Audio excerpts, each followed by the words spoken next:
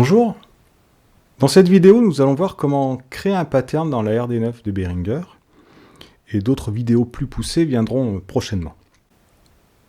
Pour créer ces patterns, ces motifs, la RD9 nous propose 256 emplacements. C'est-à-dire qu'on a, dans chaque banque, on a 16 patterns possibles et on a 16 banques que l'on trouve ici dans Song qui sont également au nombre de 16 et que l'on assigne par les mêmes touches que nos motifs.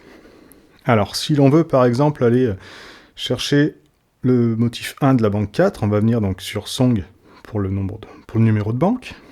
On va choisir la 4 par exemple. Pattern, on est déjà sur le 1, c'est celui qu'on veut voir. Rien d'exceptionnel. Ça pourrait faire une bonne base. On pourrait s'en servir directement et le modifier, mais on va voir quand même comment effacer un pattern au préalable. Donc pour l'effacer, on va venir appuyer sur Erase, Pattern, c'est donc le numéro 1, de nouveau Erase, on lance la lecture et nous n'avons plus rien. Donc maintenant, ce qu'il va falloir faire, c'est entrer nos pas. On va donc déjà commencer par choisir le tempo, donc on va choisir par exemple un tempo de 120. On passe en Step Mode,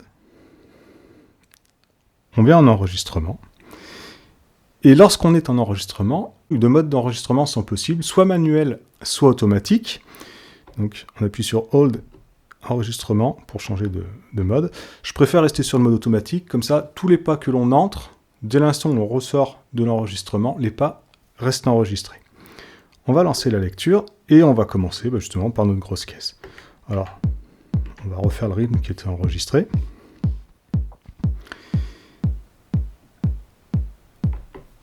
Et on va arrêter.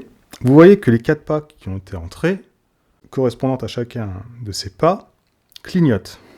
Donc ça veut dire que notre instrument a bien été enregistré. Et si l'on appuie une deuxième fois, par exemple sur le temps 1 et le temps 3, les touches ne clignotent plus et restent fixes. Ça veut dire que ça a ajouté un accent sur ces pas, un accent individuel. L'accent est uniquement ici sur l'instrument sélectionné. Et si l'on lance la lecture, donc je vérifie que l'accent est bien à fond, simplement pour que vous entendiez bien ce qu'il se passe. On a bien l'accent sur les temps 1 et 3 de la grosse caisse. Maintenant, on va passer à notre caisse claire. Donc, on remet l'enregistrement. On va par exemple la mettre sur ces deux temps. Et pareil, on veut ajouter un accent individuel à la caisse claire sur le 4e temps. Rien de plus simple. Ensuite, vous pouvez entrer les autres instruments, puisqu'on en a 11 de proposés. On va par exemple, je ne sais pas, entrer les charlets.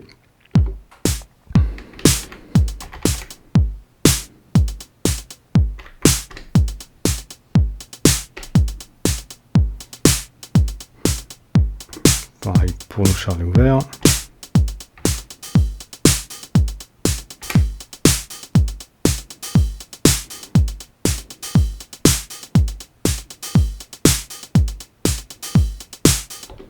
Voilà.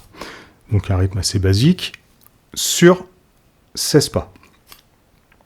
On va vouloir maintenant que ce motif ne fasse pas 16 pas, mais 32 pas. Pour ça, on va venir ici sur Length. On appuie sur la flèche de droite, et on peut choisir soit 32, soit 48, soit 64. Voilà, on va défiler. Là, on a décidé que ce serait 32 pas.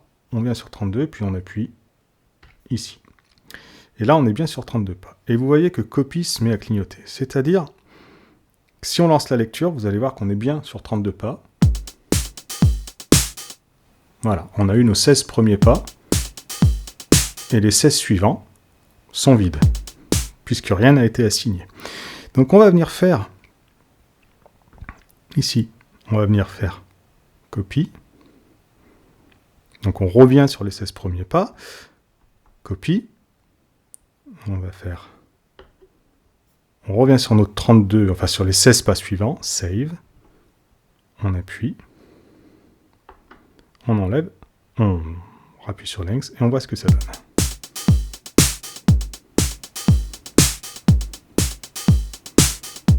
Voilà. Et on voit ici, 16 premiers, les 16 suivants. 16 premiers, 16 suivants. Et du coup, si l'on entre en enregistrement, on peut modifier on peut ajouter quelques petites différences dans les 16 pas suivants. Dernière petite chose, on parlait des accents. Donc on a parlé des accents individuels propres à chaque instrument. On peut aussi affecter un accent global. Par exemple, si l'on veut avoir un accent global, donc tous les instruments qui vont tomber, admettons, sur le premier temps, vont être accentués. On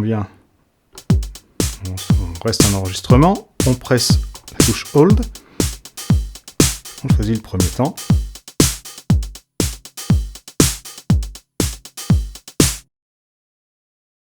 Vous voyez que la touche a changé de couleur. On n'est plus en rouge, mais on est sur un blanc légèrement bleuté.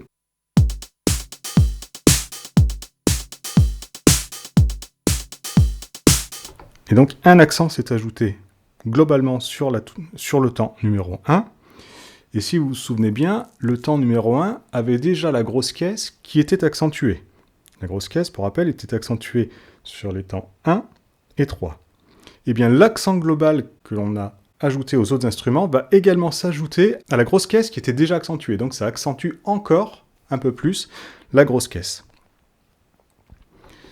Et une fois qu'on a terminé donc notre motif, il nous reste simplement à appuyer sur le bouton enregistrer. Comme on est en mode automatique, et bien on peut vérifier que notre motif a bien été enregistré. J'espère que cette vidéo vous aura été utile. Je vous dis à très bientôt pour de prochaines vidéos, dont notamment des vidéos avec des fonctions plus poussées concernant la RD9. Il faudra simplement que je trouve le temps de les réaliser. Je vous remercie pour le visionnage et je vous dis à très bientôt.